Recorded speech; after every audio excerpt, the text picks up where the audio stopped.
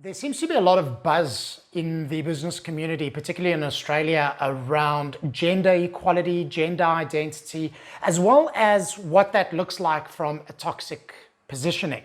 And I think men have been very, very rightly or wrongly labeled as having toxic masculinity. And that label is being thrown around in quite a few communities. At Earth to Mars, I take a completely different stance. I refuse to chunk down and get into the politics of gender.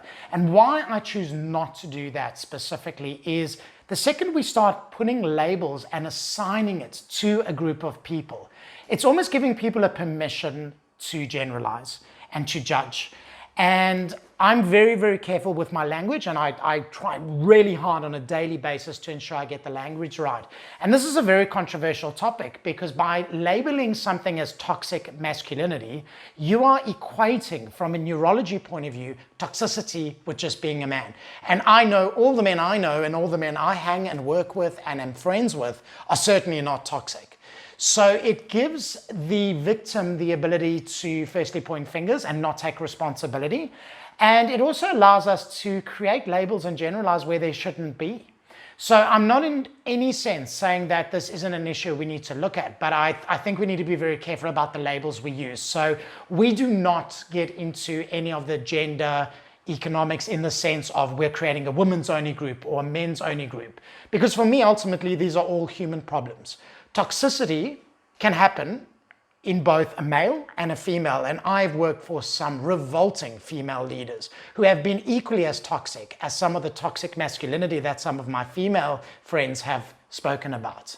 So to just label it as male or female just doesn't work in our business model, and it just doesn't work in our company, and it doesn't work with our clients. So for me, I like to elevate the conversation instead of making it man, female, gender identity, anything like that.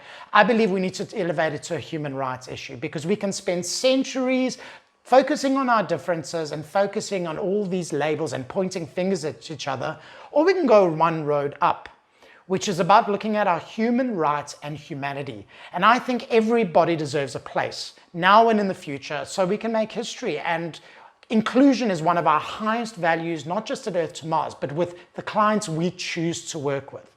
So anything that is against inclusion requires looking at without labeling it as masculine, feminine, black or white, yellow or orange. I think it's just about looking at the topic of inclusion and then mapping out and focusing on what we do want instead of continuing to label and point fingers and blaming as a victim or an aggressor below the line.